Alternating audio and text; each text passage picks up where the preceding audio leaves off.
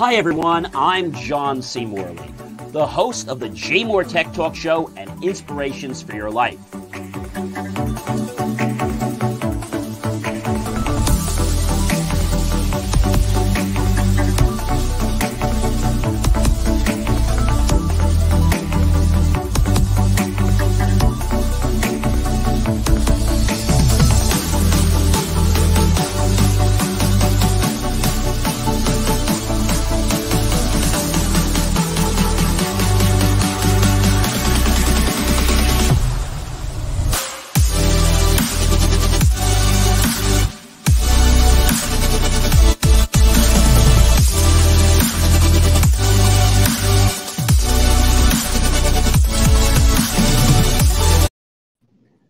Hey everyone, it is John C. Morley, serial entrepreneur here, and welcome once again to another fantastic episode of the JMOR Tech Talk Show. I can't believe, Marcus, we are on the second week of June. Can you believe that? Welcome.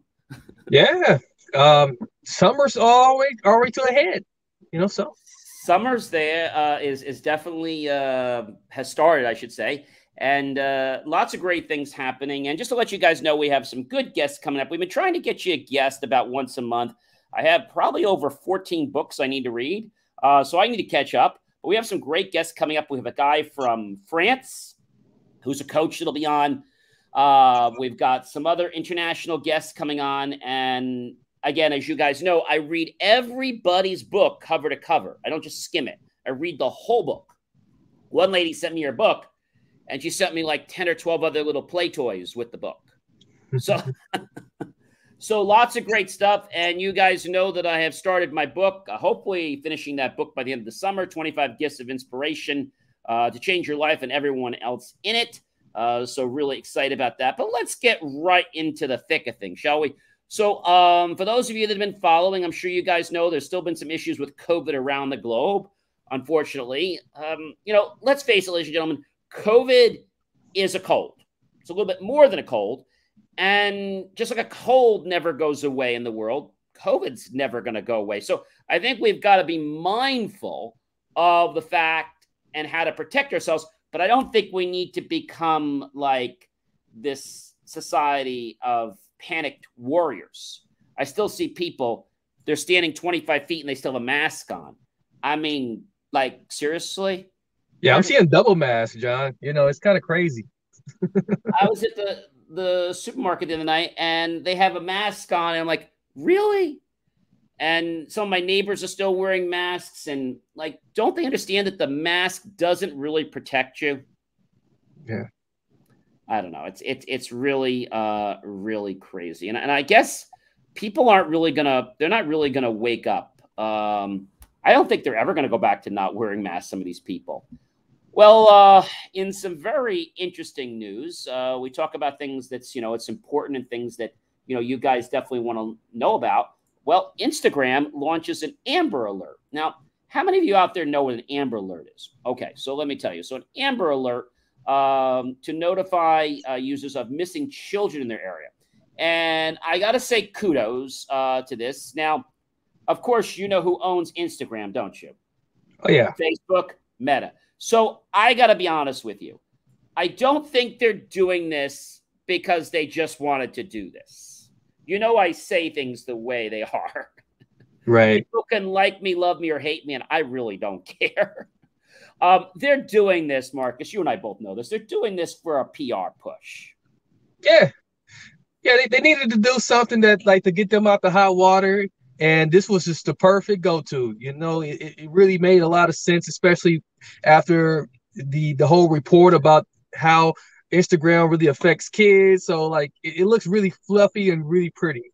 It looks good, but at the end of the day, I don't think their heart is really here. I think it's just something that didn't cost them a lot of money. Hey, we'll throw this at it. We got some resources, and it'll make us look good, and we'll be in the news.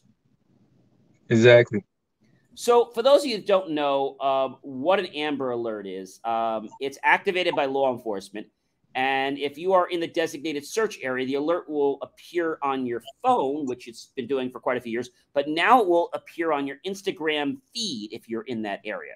So definitely a great thing, since we all know people have nomophobia, where they can't be separated from their phone or they'll be seriously injured, unfortunately. And so this is a way, I think, to combat that. And I wouldn't be a bit surprised if we see other social media companies following suit, such as LinkedIn, YouTube. I think it may not be a bad idea. It's not. So, I think they're really past due on it, if you ask me. So the alerts are rare and specific to a search area that you're in.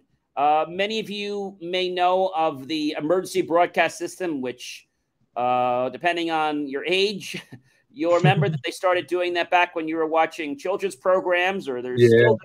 And what it is it's an announcer that comes over the TV, usually during your favorite program, and you say, this station basically follows the such and such boroughs, or it serves the such and such counties. And this is a test to the emergency broadcast system. And they come on there and they make the whole broadcast with that little noise. And they're like, this is the test, the emergency broadcast system. The broadcasters in your area, in voluntary cooperation with other local authorities, have developed the system in the event of an actual emergency to inform you, to tell you about important news and where you should turn or what you should do. If this had been an actual emergency, you would have been prompted with additional information of places to tune and information steps of actions you should have taken. This concludes the test of the emergency broadcast system. We've all heard that before.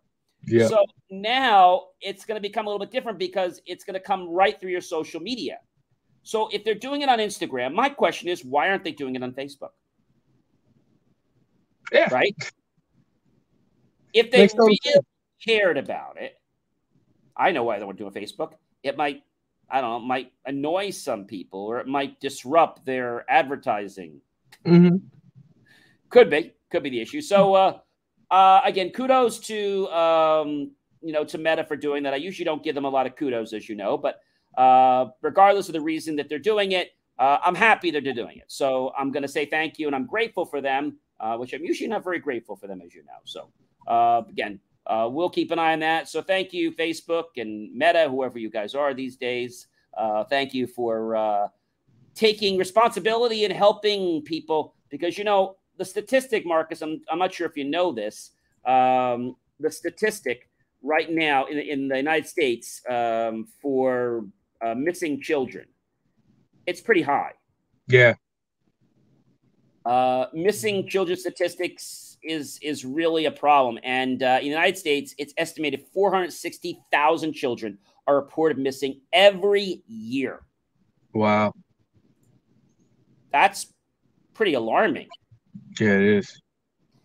And just to let you know, in Australia, it's estimated 20,000 children are reported missing every year. In Canada, 45,288 children. In Germany, 100,000 children. In India, 96,000. In Jamaica, 1,984 children. In Russia, 45,000. In Spain, 20,000. In the United States, 112,853. In the United States, 460,000 children. Wow. Yeah. So, this gets into another thing, which I'm not going to get too much into, and that's Adam. So Adam is a protocol that was developed many, many years ago. It's called Code Adam. And if you've ever been in a department store before and a child ever goes missing, the first thing that one of the store representatives will do is call Code Adam over the PA system. And what that is a set of protocols that everyone in the store knows. They practice it at least a couple times a month. And so when it happens and they call Code Adam, the first thing they do is, they go and they lock all the doors. So nobody can come in and nobody can come out. They don't really explain what they're doing. And then they look around the store for that missing child. If they cannot find that child within 5 minutes, then they call the authorities. If they locate the child, because a lot of times we know that children just like to go wander off. They could be in the dressing room. They could be in the bathroom. They could be at the snack bar. They could be a lot of different places. So there's not a reason to panic. However, there is a sincere issue that we have to lock the doors down, because let's say they get outside, but usually that's not the case. It's usually that they have been taken against their will. A child usually won't wander outside the store if their parents are there. So that's why there's that 5-minute concern. So it's called Code Adam. And if you're wondering, when did Code Adam, start? And, that's a really good question. It started in 1994. Again, it's a missing child safety program in the United States and Canada. And it was created by Walmart retail stores in 1994. The type of alert is generally regarded as having been named in memory of Adam Walsh, the 6-year-old son of John Walsh, the host of Fox's America's Most Wanted. So now you guys know where Code Adam came from and how it's still being used today, and has nothing to do with Code Blue like we hear at the hospital. Nothing to do with that. So, by the way, there are other alerts. I'm not going to talk about them today, but there's all kinds of alerts, like beside the amber, the silver, and etc. So when you hear these different alerts, make sure that you understand what they're looking for. That's really important, because you might be the only person that could actually help that person out and maybe potentially save their lives. Right. So really important. So I think it's great that we're using social media, Marcus, for something that is very, very, very beneficial. That's very true. So I think that's a great thing. And so, another interesting news: Sheryl Sandberg steps down as COO of the Facebook parent company Meta.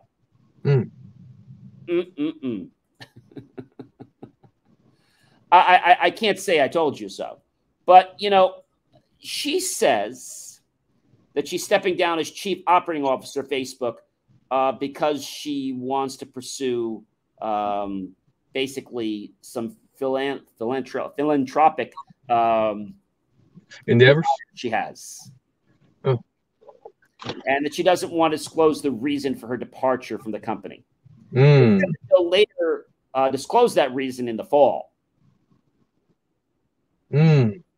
She's worked for the company for 14 years. Something doesn't smell right there, Marcus. Something's not right. She possibly could be getting pushed out. That's it.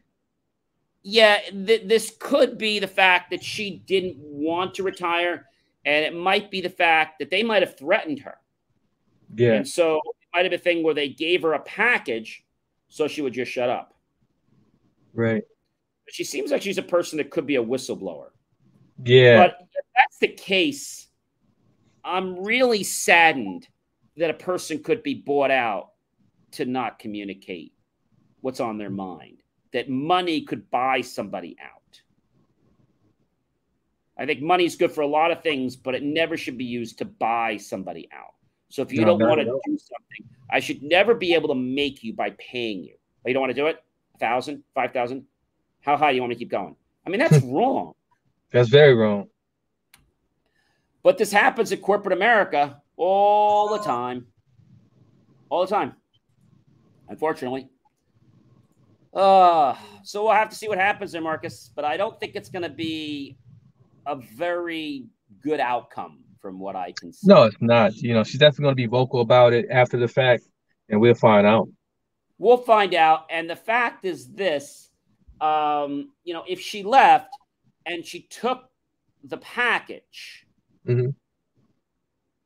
she's going to have to get legal counsel, because she's not going to be able to open her mouth and say anything unless she's brought on the stand as a testimony. Yeah. So the way I see it going is it turning into a Supreme Court case. And we all know how much Meta and Facebook need that. I mean, why did they change their name from Facebook to Meta? Did they really think we were that stupid? I mean, apparently they did. Yeah, they did. Everybody still refers to them as the parent company Meta, but they still say Facebook. You notice that?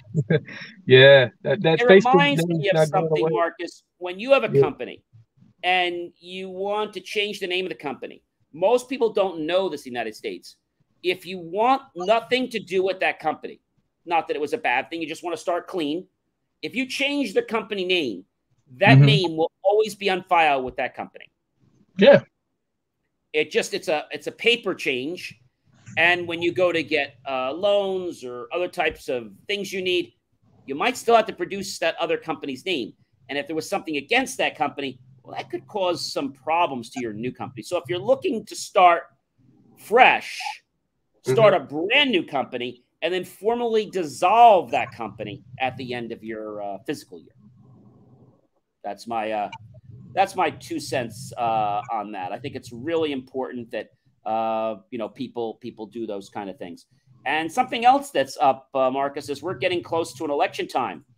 Yes, voter fraud is a felony. Did you know that?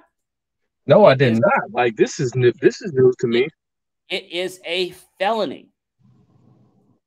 And you're probably wondering, well, what is the felony? Well, it's anytime that you mangle, change, or confuse records or voting rights. Okay.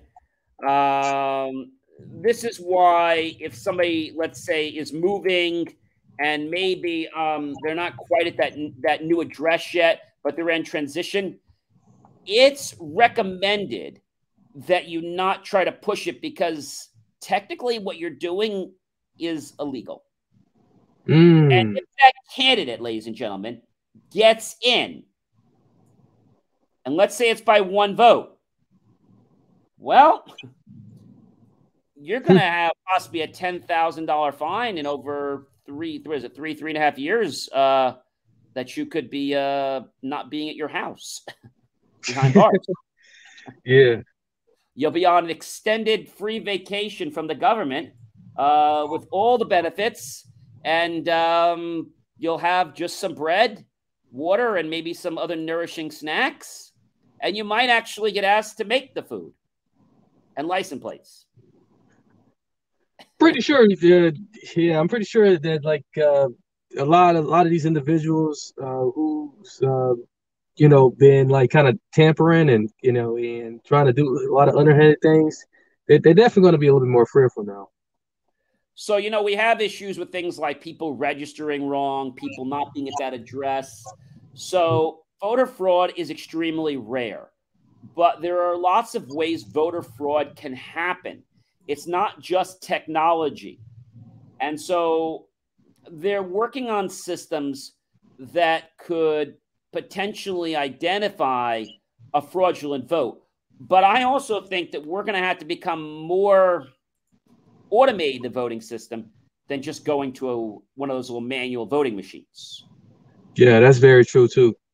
And so now, if you suddenly, I don't like the idea of somebody voting online. I don't mind you going to a place and using a machine that's connected, but I have a problem with voting machines that are connected online without some type of, case study about how they're going to be safe.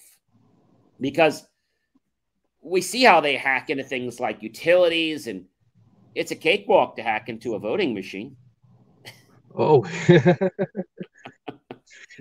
All they have to do is change a few ones to zeros and zeros to ones, and suddenly somebody wins the election. Yeah. And for those who don't know, the primaries are coming up June 7th. Now, that just basically tells whether that person is going to be awarded the line for the ticket. So you have your Republicans, you have your Democrats, and you have your independents. So if there are multiple people running for those lines, then there is something called basically a win for the line. Now, I want to say something here. I don't want to mention people's names, but I want to say that I've been witness to some people that are running for an election, and I don't know, I don't want to say they're bribing people, but they're having these events and buying them food. Not expensive food, but I just feel that what they're doing is like brainwashing the people. Right. Because my question is, when the election is over, will you be there to handle those issues? And the other question that comes to mind is this one particular party, very concerned to know where you live and are you a registered voter. Now, almost to the point where I don't want to say it's illegal, but I think it almost borderlines light harassment. I wouldn't say it's really a problem, but I just feel that the people that are getting in today, Marcus, are good at popularity contests, but they're not necessarily the best candidate for that position. I'll give you an example. Let's say we're talking about a school, and that's a different type of election, and they have at different times. Let's say you're running for president of the board for the school. And so maybe you've already served on the board, so you'd be a good candidate because you've served on the board, you understand it, and maybe you own a business, so you have experience in there, as opposed to someone that's never been on the board, or maybe someone that's on the board but works for a company and doesn't have the day in and day out experience.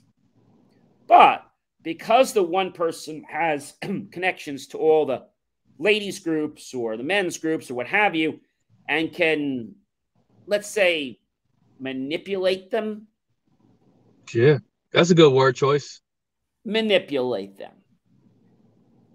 And I will tell you that it's a serious thing. But I think even more serious than voter fraud should be voter manipulation. Because we all know that when there's election day and, they go to bring donuts, which is fine, but you cannot be campaigning within 50 or 100 feet of that election poll. But hi, good luck, everybody. I just brought you some donuts for the day. Nothing wrong with that. Of course, they're hoping that maybe those people are going to vote because you brought donuts, but usually all the parties bring donuts.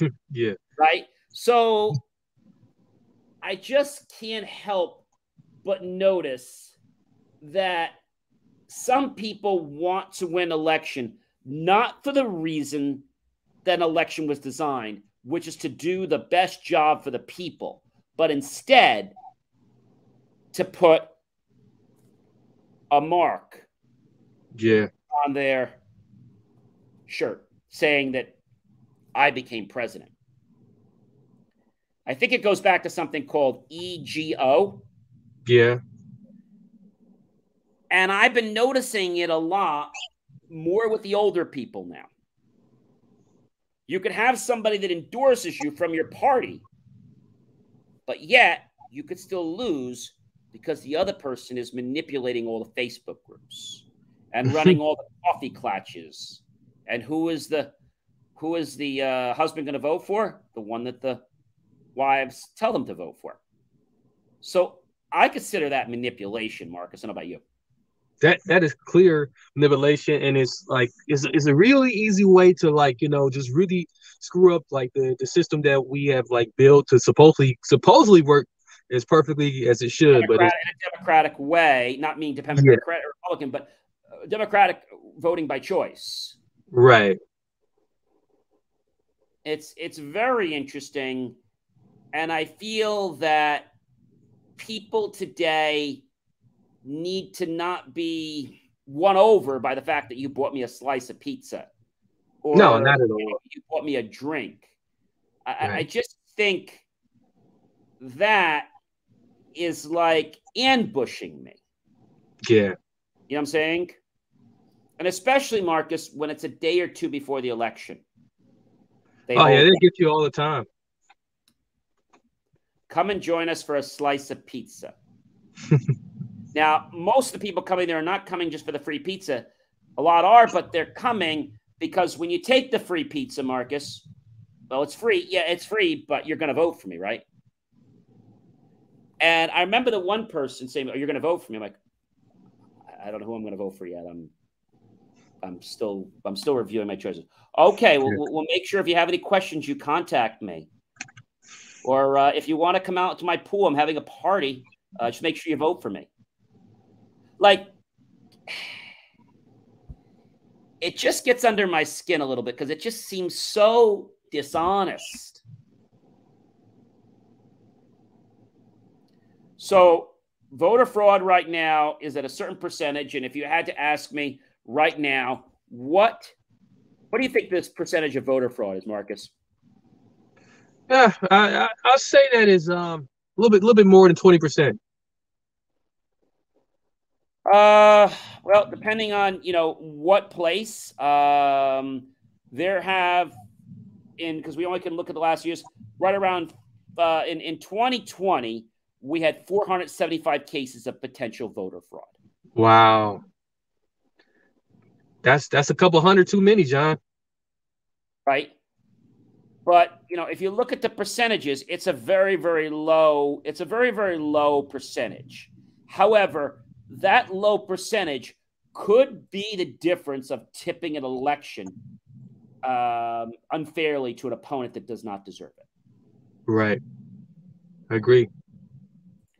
So you all know that, first responders, we're all here to help people and do the right thing, right? What if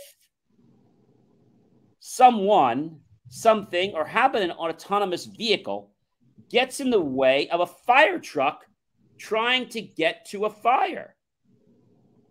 Oh, man. Wow. So what happened next, John? Well, I'm glad you asked me. I mean, can you just fathom that? I mean, the fact that a fire truck gets in the way. I mean, I don't even know what to say about that. Yeah, I had to take a quick pause and kind of try to imagine what that looks like. Well, it's really simple. You got one of these small little autonomous vehicles, and it suddenly is now blocking the exit of a fire truck that is relentlessly trying to get to a fire. Let's think about those few moments, those few seconds, which could be the difference of somebody living or dying. Right. And before I give you the ending on this, I want to let you know that this is very similar to a case. You might have had friends maybe in grammar school or high school, and they thought it was fun that maybe they should pull the fire alarm. It'd be kind of cool. It'd be a neat prank. And, you know, I've had friends that they thought about it. I even had friends that did it, unfortunately. And, you know, they had the things where the newer ones had the sprays that came out. And this was even grammar school. So now they've made it a little harder to do it. So you have to really go through a few extra things, pull and whatever. You have to like pull something down and then twist, or you have to do a few things. You can't just do it so easily. So it's not as, you have to be very deliberate. You can't just like bang it. Well, the same thing comes into play, Marcus. Right. Let's suppose that you know somebody, a friend of yours that's at a school, and now they set off a fire alarm. And the fire engines race out to your school. Okay? They have to waste their time.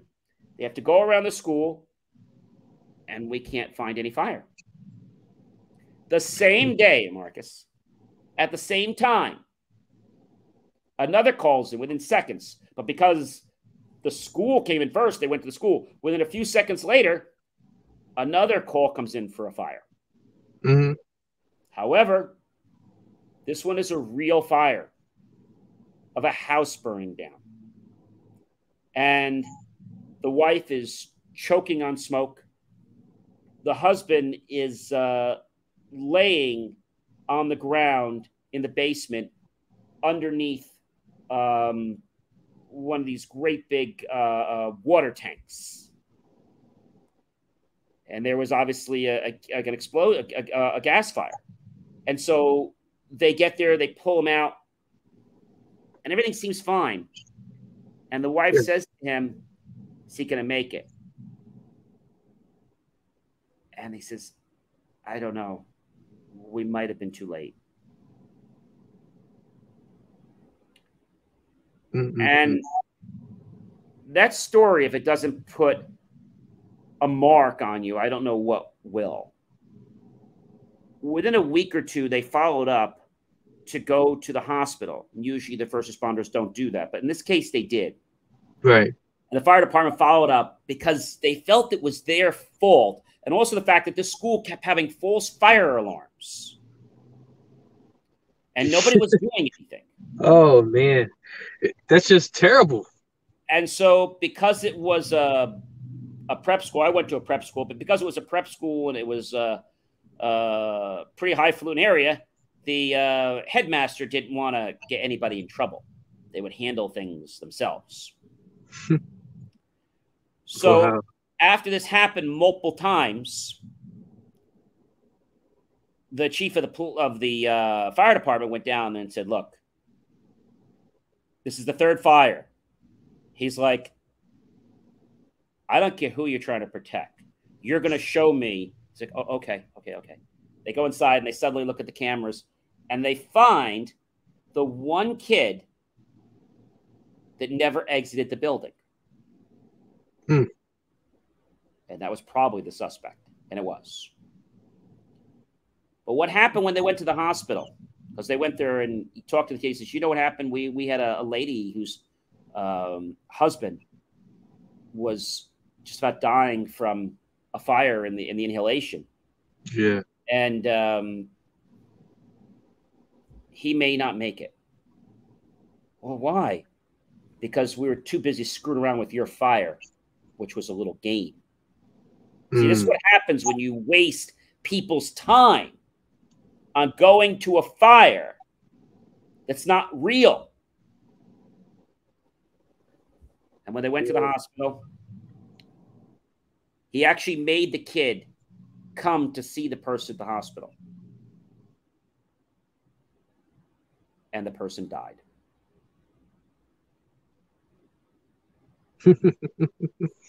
They died. Woo. Yeah, man.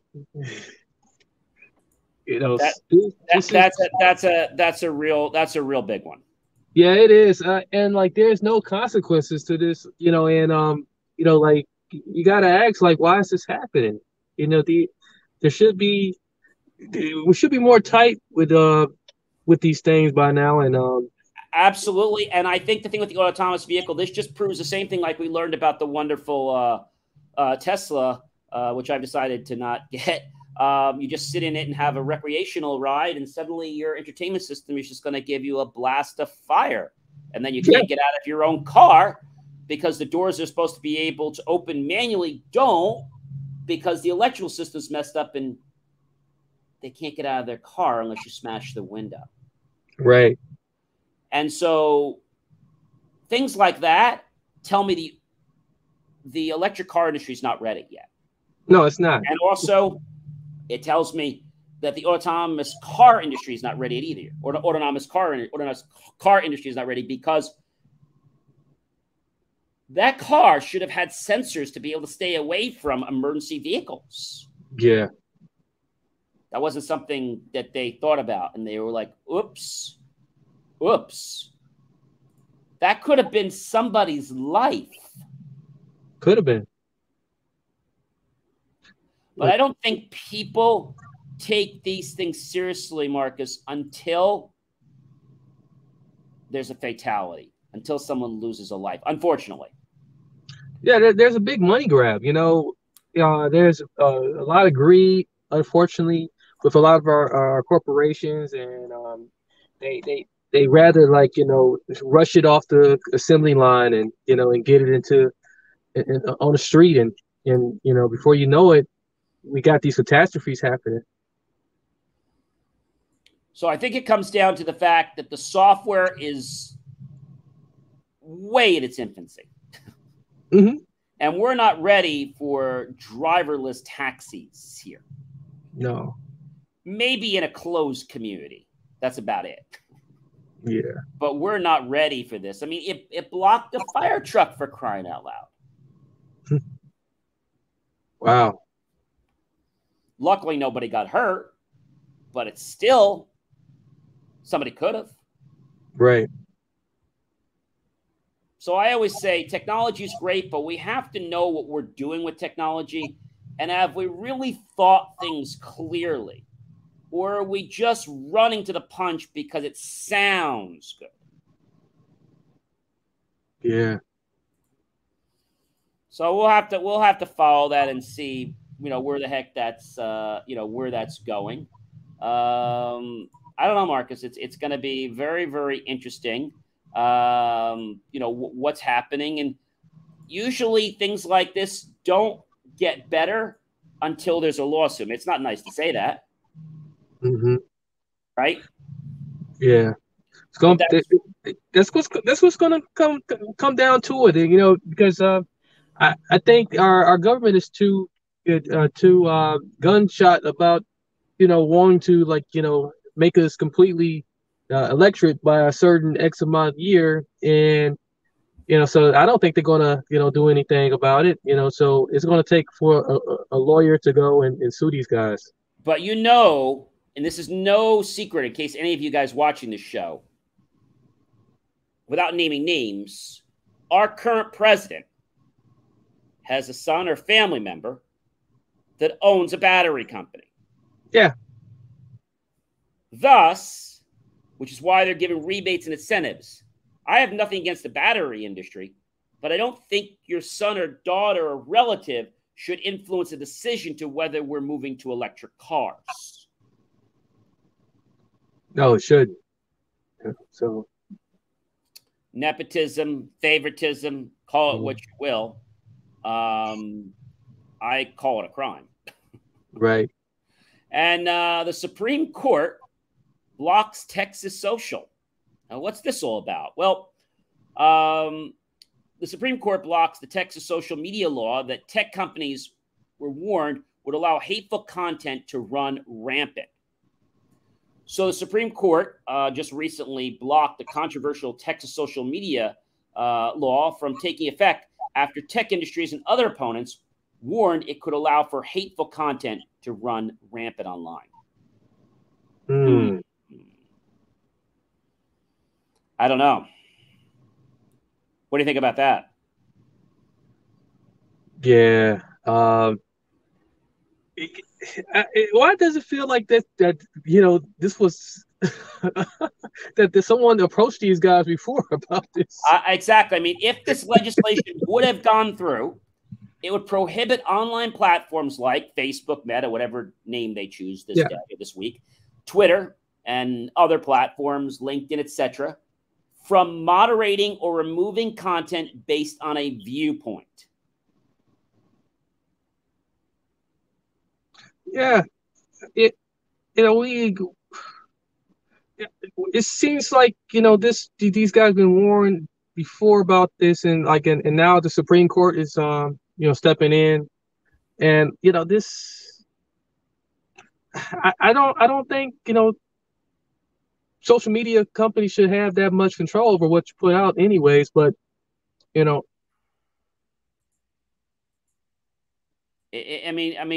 mean, knowing where it could go, prohibit online platforms from moderating. So if we prohibit them,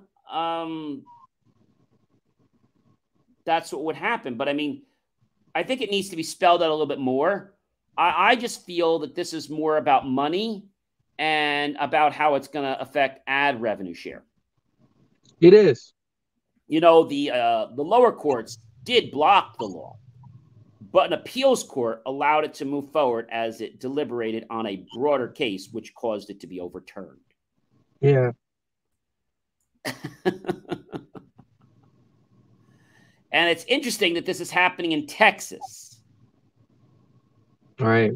But here's an interesting thing. The decision does not rule on the merits of the law known as the HB 20, but imposes an injunction blocking it from taking effect while federal courts decide whether it can be enforced. So the HB 20 law is a little bit different, but they've temporarily suspended that while this is going. I mean, this is becoming nuts. It is. And our last story for the night, we have an interesting story. Imagine getting a watch, right, that you put on you, and it barely can last the day on battery life.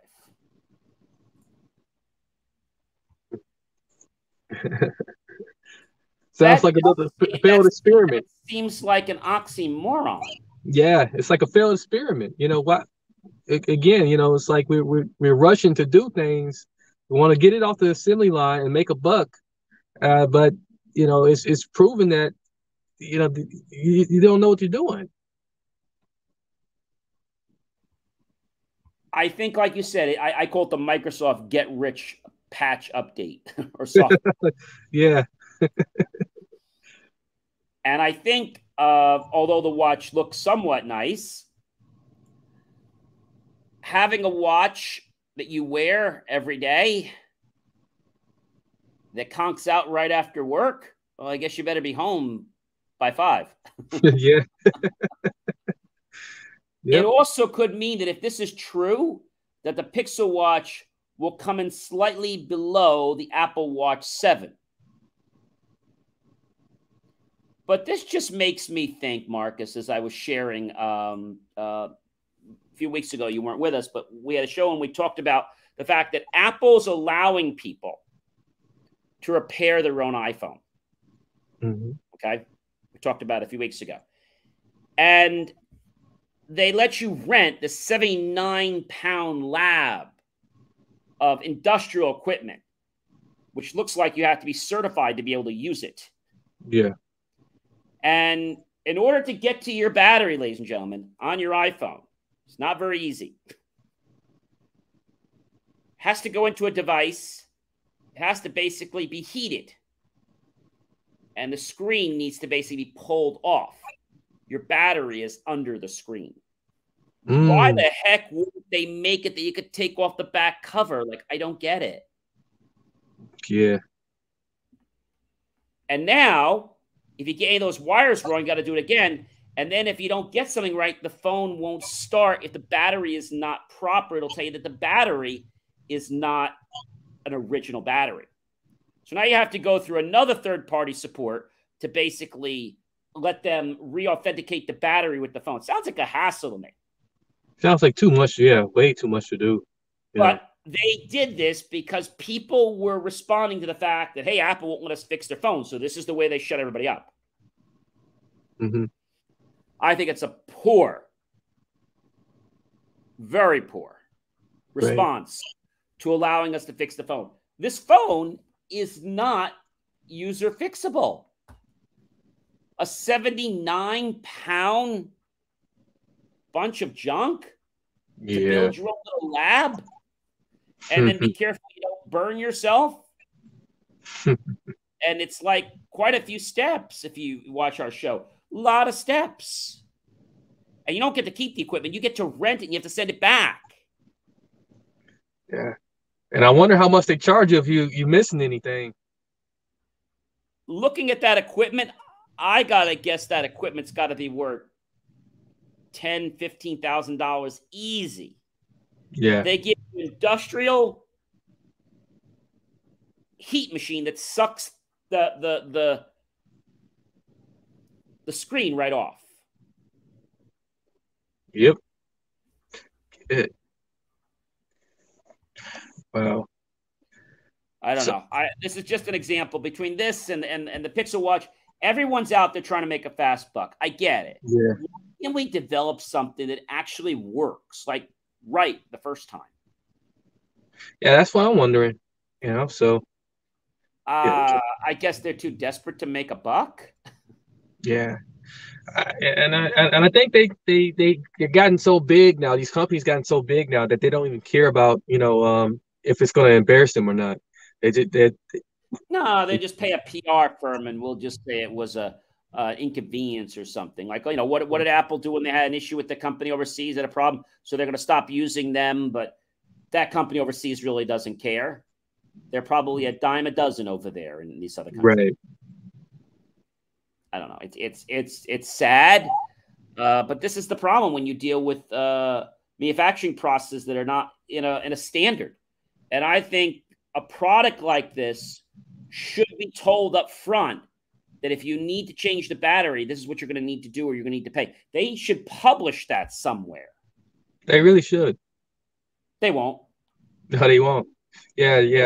They probably just roll out another Amber Alert campaign. I'll tell you when this will probably happen. Mm-hmm. When you get this equipment, I bet there was a release you signed, but we all know these releases are nothing.